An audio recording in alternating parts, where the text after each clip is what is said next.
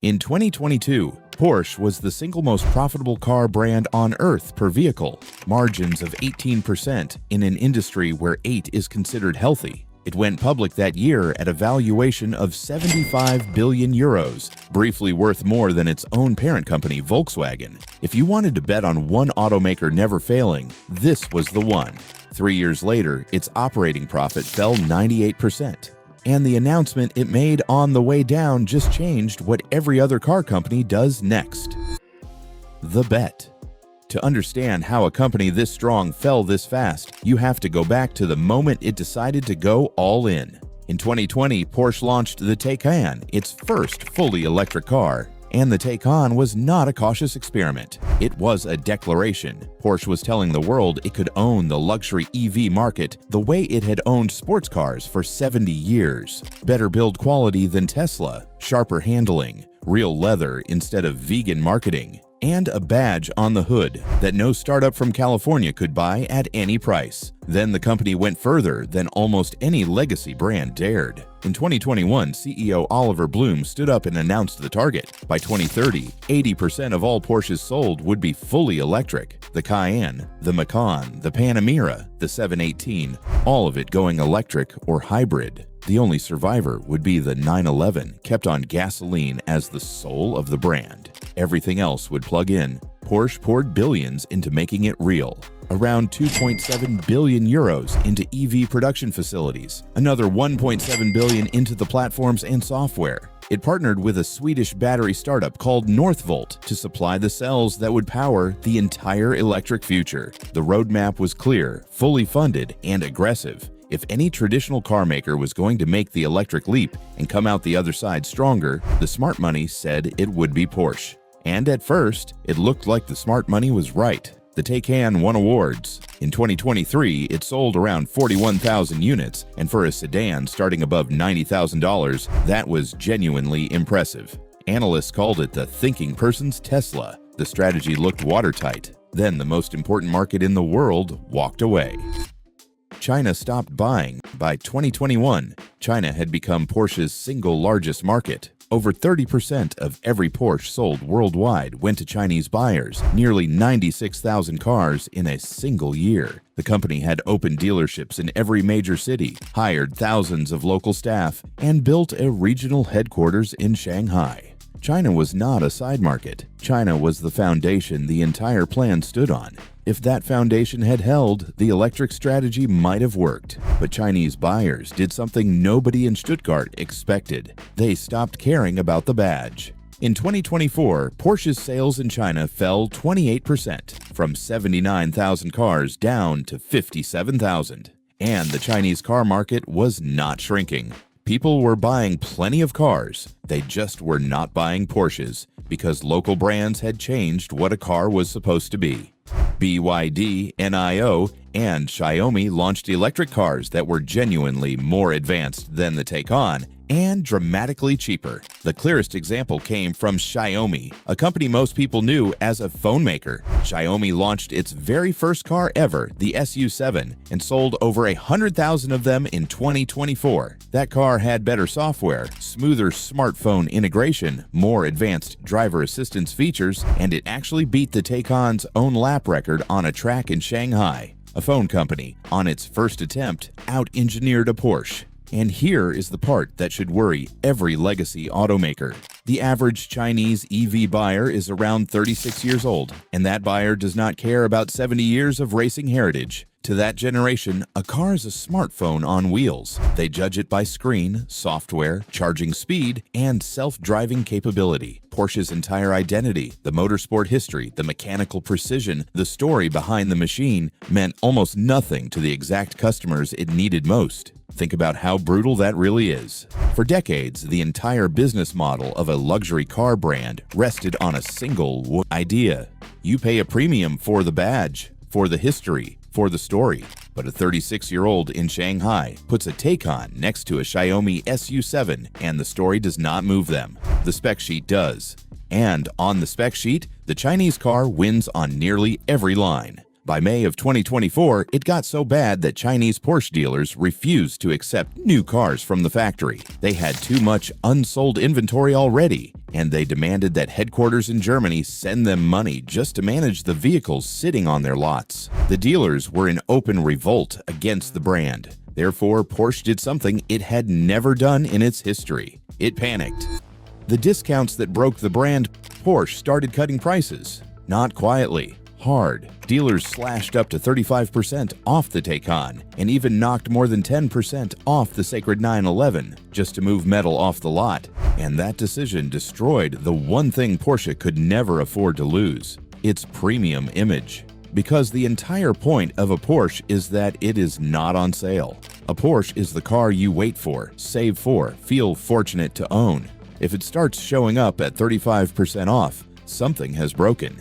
Every existing owner watches the resale value of their car collapse. Every future buyer asks the same question: was it ever really worth what they charged? And once that question enters a buyer's mind, it does not leave. Because the moment a Porsche costs the same as a faster Chinese EV with better tech, the only remaining reason to buy the Porsche is 4 letters on the hood. A badge alone does not move 80,000 cars a year. Meanwhile, the Taycan itself was developing a second problem, and it was coming from the people who had actually bought one. The Taycan's own problems.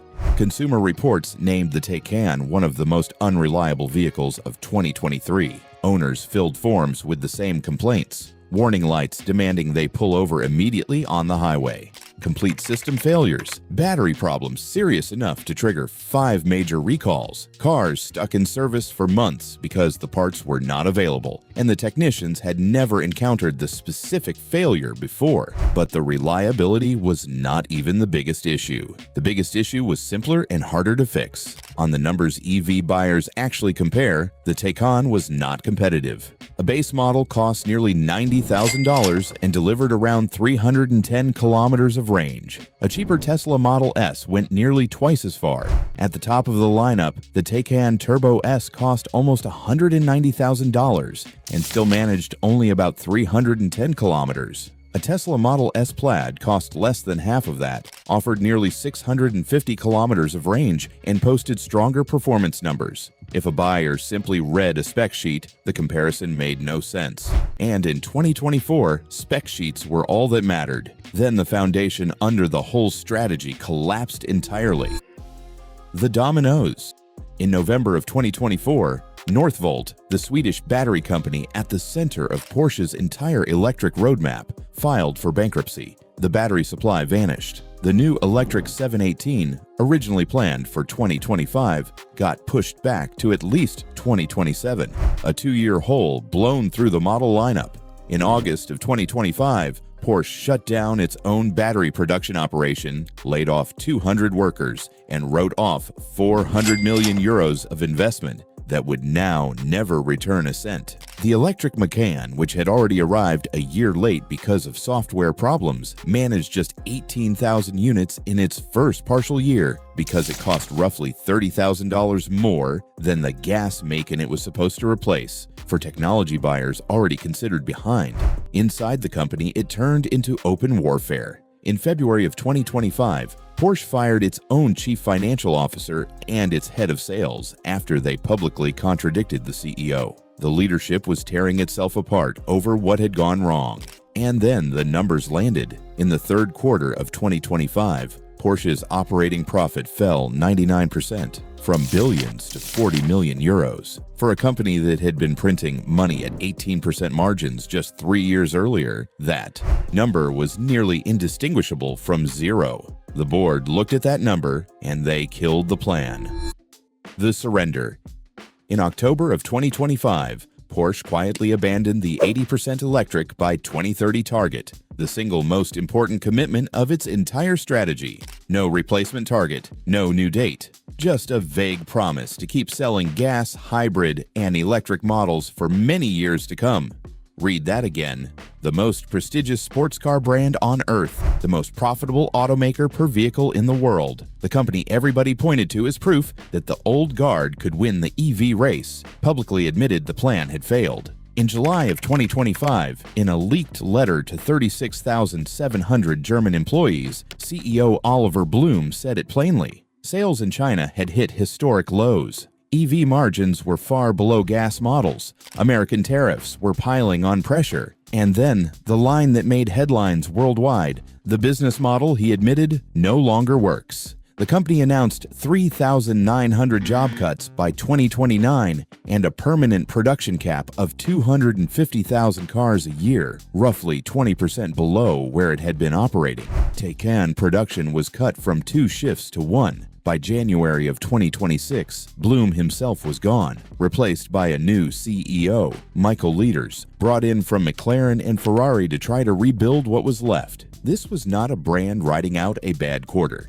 This was a brand permanently shrinking itself. For the full year of 2025, the Automotive division's operating profit fell 98%, from 5.3 billion euros to 90 million, after Porsche booked 3.9 billion euros in charges tied directly to retreating from the electric strategy it had staked everything on. Why this matters if you will never buy a Porsche.